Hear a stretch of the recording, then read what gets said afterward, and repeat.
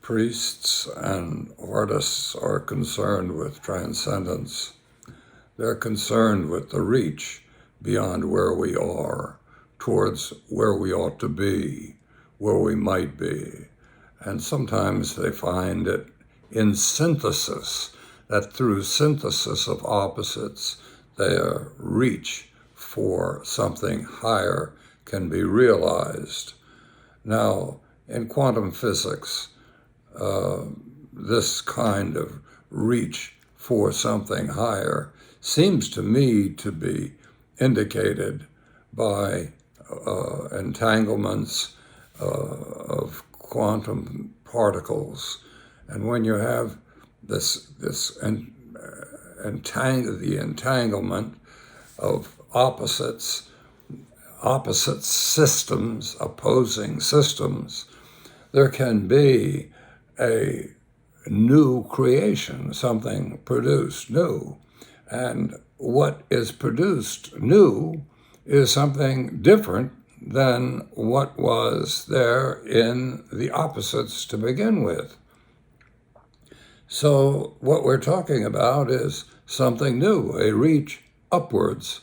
And this is suggested by quantum mechanics, just as the war between differing systems of understanding quantum particles and their interactions, just as that is found in quantum mechanics, so too you can find this reach for transcendence. Now, this might seem a little impractical because today everyone, in their attempt to understand what's happening, is a realist, and realism recognizes the roller coaster ride down, but very few in this new society of ours recognizes an ascent upwards, an ascent towards transcendence. And you say, well, so what? What difference does it make? Tell that to the Palestinians, to the tens of thousands of murder victims of the Israelis. Try to tell that to the Israelis. For the Israeli understanding of religion is so often a kind of Zionism which sees only the competitive measure of power against power, which ultimately will end in the destruction of the world. So if we're going to actually understand reality better, we're going to have to incorporate into that understanding this sense of the reach for transcendence. We're going to have to see that a surrender simply to the downward dynamic of mutual destruction is something that is very real and very threatening, but it is not inevitable, and it can be countered and reversed by the reach upwards towards transcendence. And this means a synthesis of opposites rather than their separation, their selection, their war.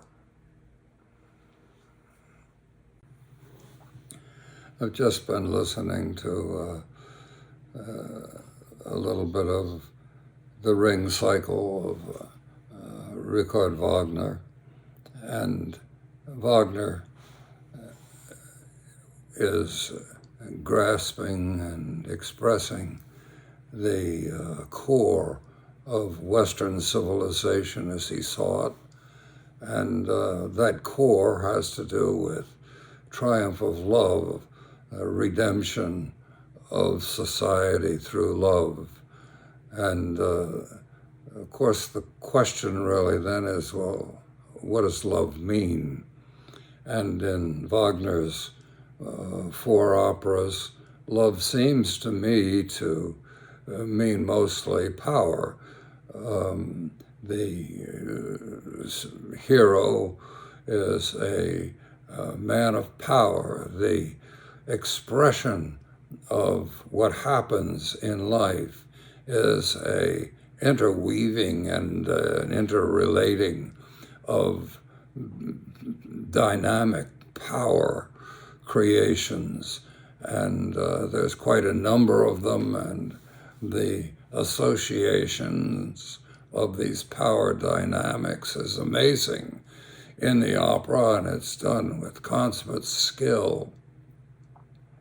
But the question does arise, how does he answer this question of what is life all about? What is really happening in life? And his answer is pretty much that he who is powerful ultimately has the power,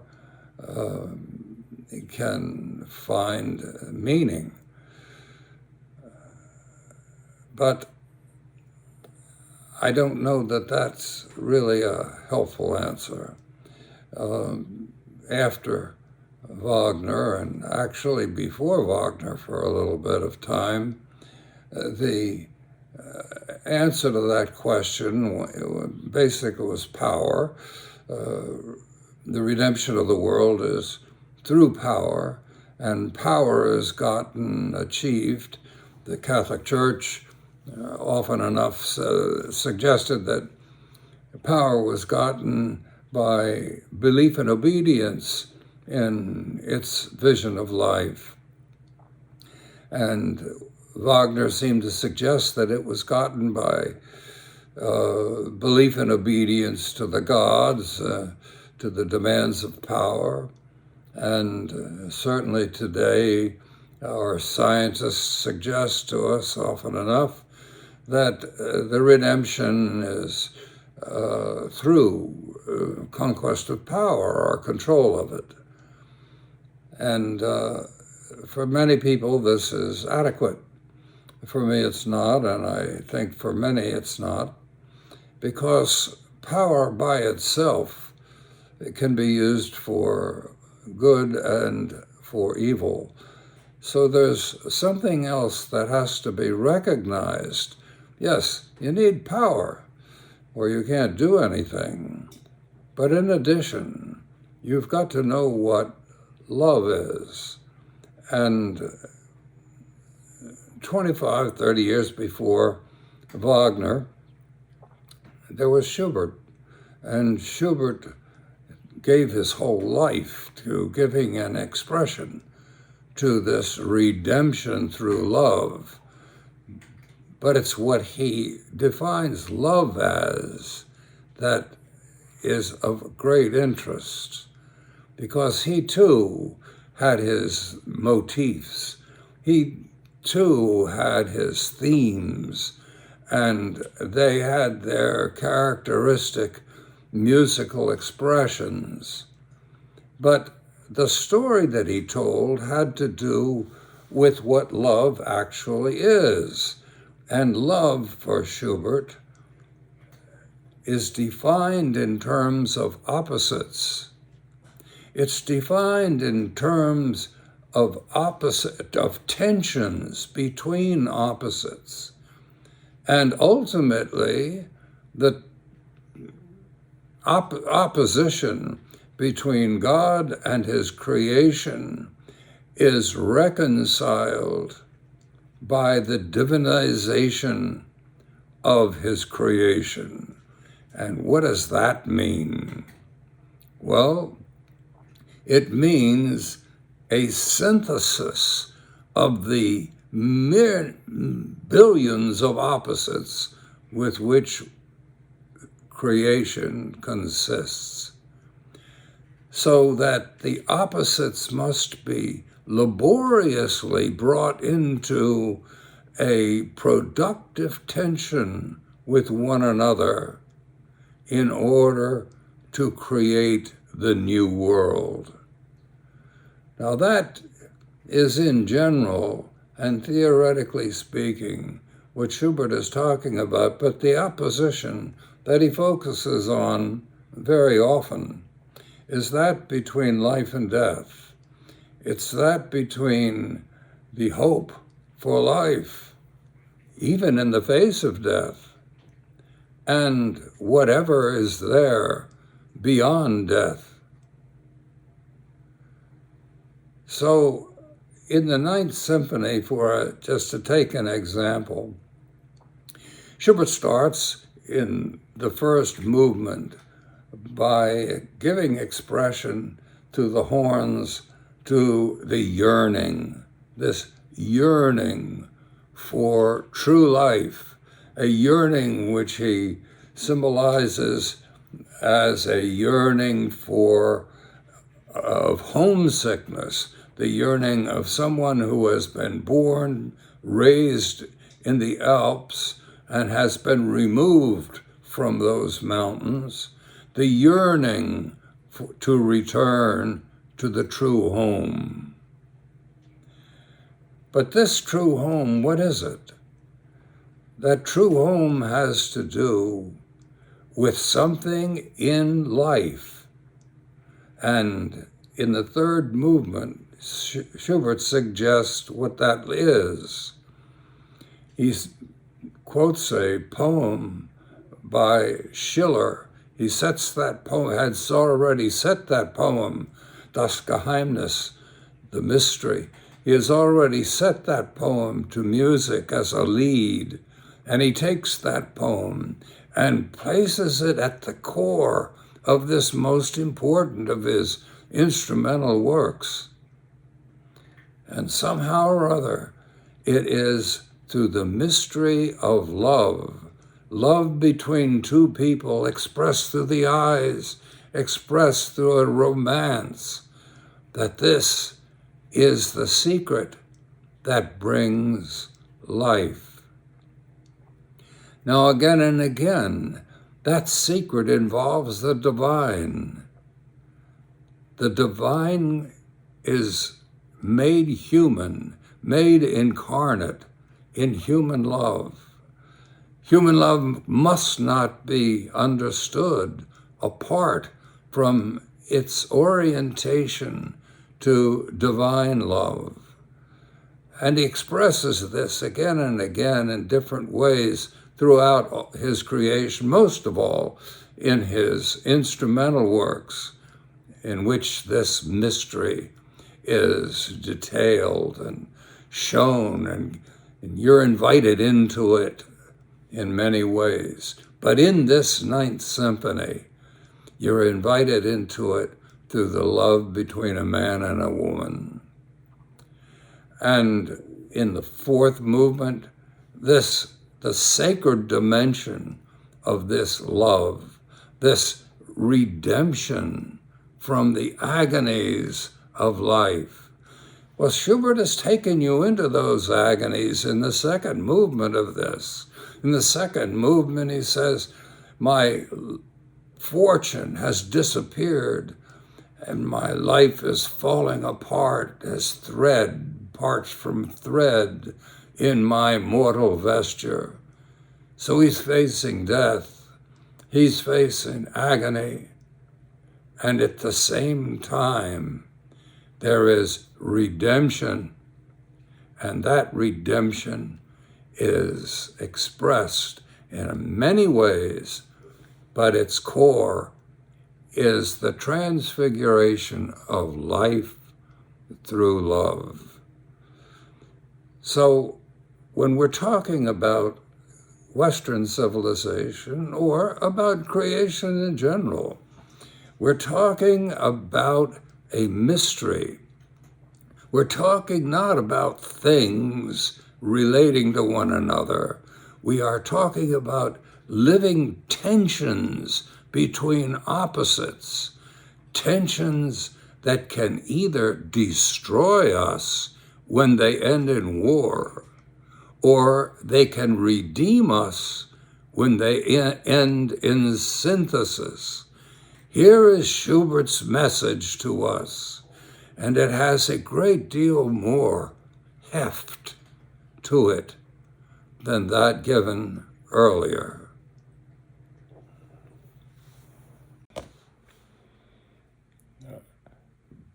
Pope Francis has just resigned as Pope of the Roman Catholic Church, and the times seem very dark. Many bishops have been called upon to relinquish their distinction and their positions, and the Church, the Catholic Church, is obviously responding to troubles of its own, troubles that are represented mostly by the pedophilia, which has been a scourge that still goes on in that church. And it's not just Roman Catholicism that has a problem. Judaism has its own problem. Israel has created a horror in Gaza and in its relationships with many nations in the Middle East, creating for its own benefit millions of people who are homeless or who have been killed. And it's almost a problem for many Jews, their self-respect in the light of these horrors. And in Protestantism, we have problems also. How many of the evangelicals have simply embraced the Zionism of the Israelis, and something that is really an insult to the human race, when one race, one group is raised above others.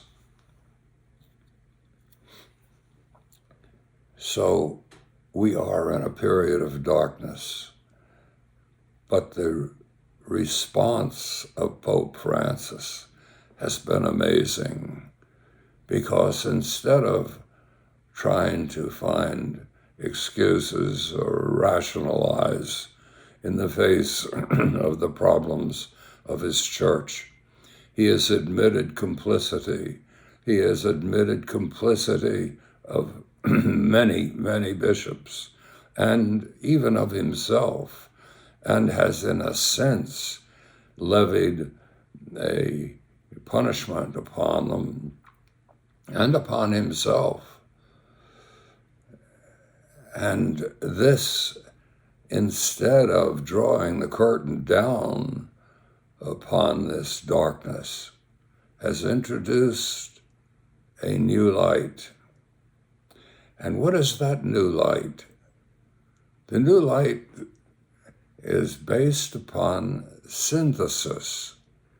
The new light is based upon a response to value conflict, a response to opposites that is not a selection between them, but rather a synthesis of them.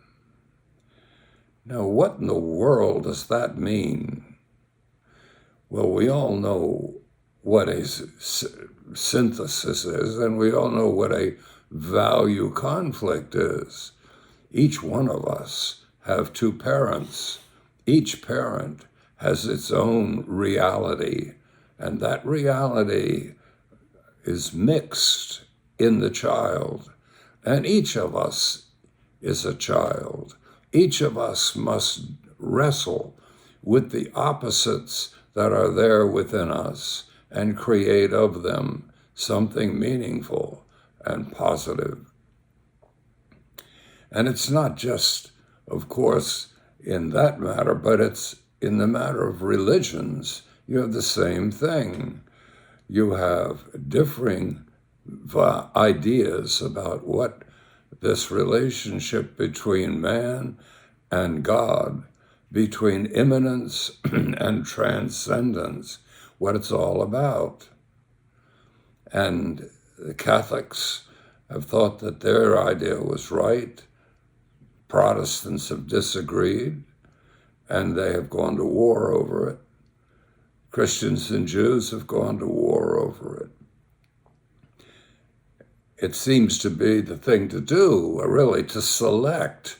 You're given these opposites and you're told, choose, fight for one of them and destroy its enemy. And what this synod mentality is that is being introduced by Francis is rather a synthesis of the opposites rather than their opposition or selection between them. Now, this means something to every one of us. We all live in neighborhoods where we have our own unique interests, and yet there are competing group interests, and we must synthesize between the opposites.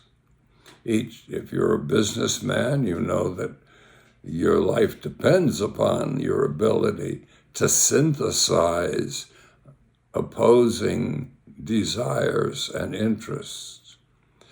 And if you're President Trump and you're sitting in the Oval Office and confronted with value conflicts that could destroy the world, could simply annihilate all human beings, you find in these value conflicts that you're dealing with something that is so terrifying that you're almost staggered by it. And yet you are called, you are invited, and you accept the invitation to deal with those opposites. And how will you deal with them? By selection. It's us and not them. We will destroy them first. My God, let's hope not. Mr. Trump has within his hands the ability to create something so new, so unheard of, perhaps suggested by John Kennedy, but something so magnificent. And we all must hope and pray and support him in his effort to create syntheses rather than selections between the opposites. Congressmen might talk of peace, but they won't get peace by creating a selection between opposing interests. They will get peace by creating syntheses between the opposites. Now, what I'm talking about in theoretical terms, I'm talking about abstraction, right? Abstractions. But these abstractions are very real. The abstraction has to do with our approach to God and God's approach to us. That approach seems to be through opposites. And the question is our response to be one of selection or of synthesis? It has been the idea of religion most of the time that selection is what is called for. But this Pope, who has just resigned, is suggesting that it is synthesis that is called for. A synthesis that does not destroy the old, but it does not destroy the other. And it wrestles with the problem. And sometimes the problems are so in tension with one another that they can destroy us in a moment. So these tensions really are where the divine is, because the divine is calling to peace. The divine is calling to wrestle with the opposites, to tolerate differences, and to profit immensely from the uniqueness of each of the orientations of the opposites to the divine. This then is why the darkness that we are in can seem a bit better today because of what the Pope has done. He has introduced a light, and it is up to us to carry that light everywhere.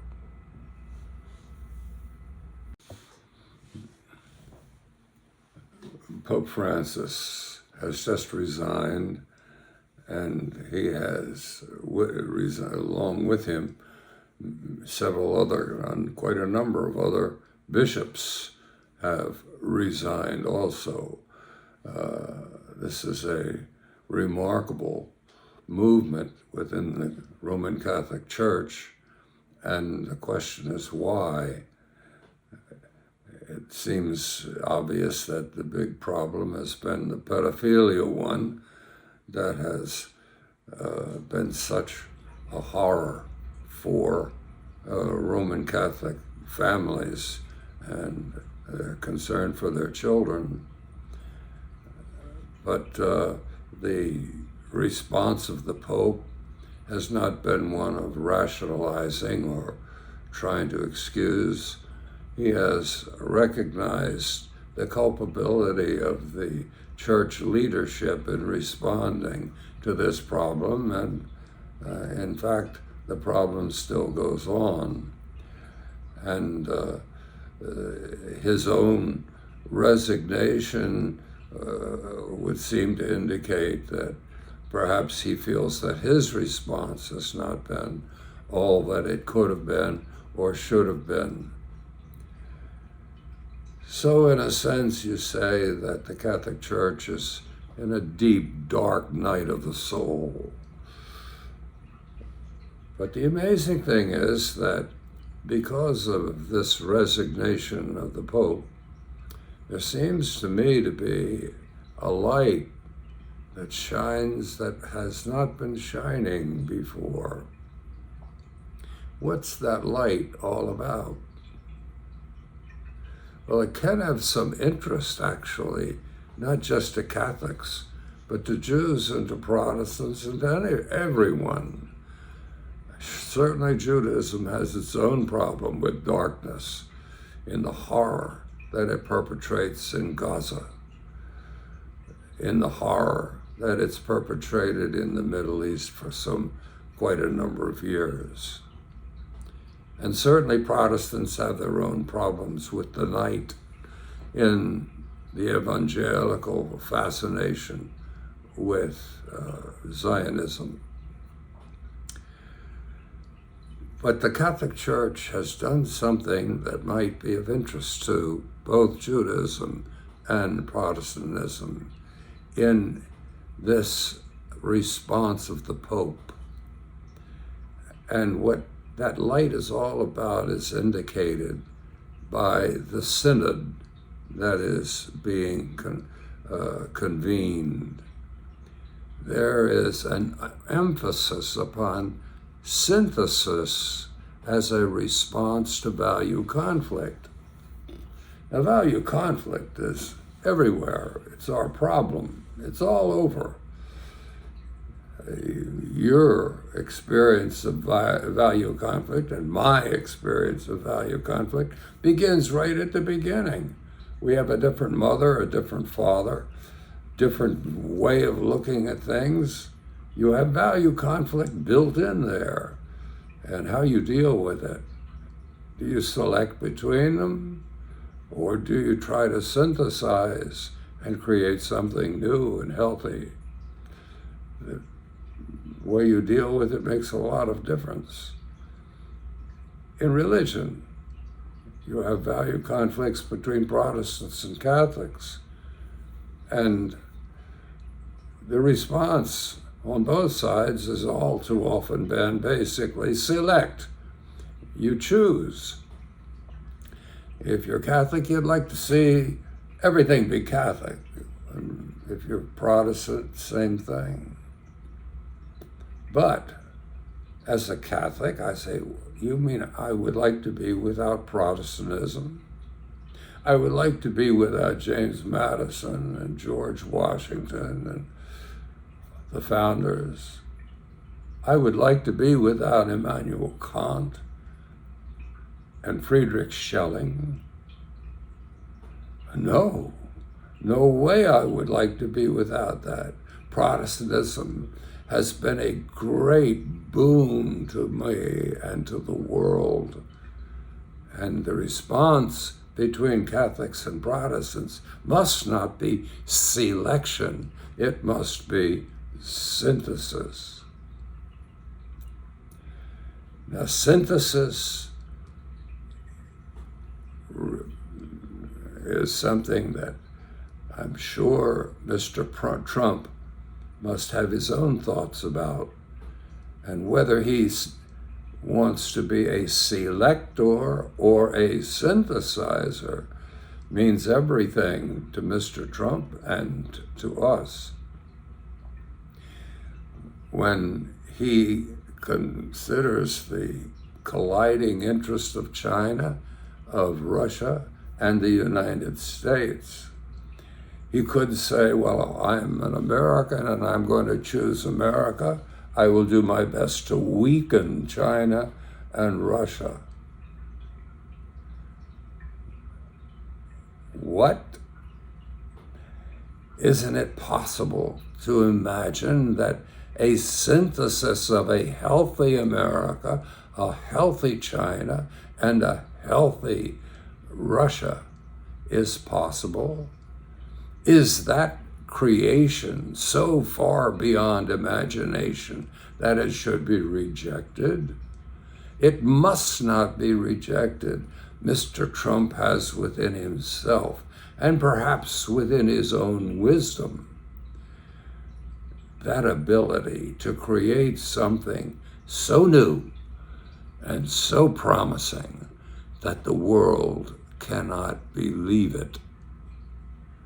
And so we hope and pray that that's what he does.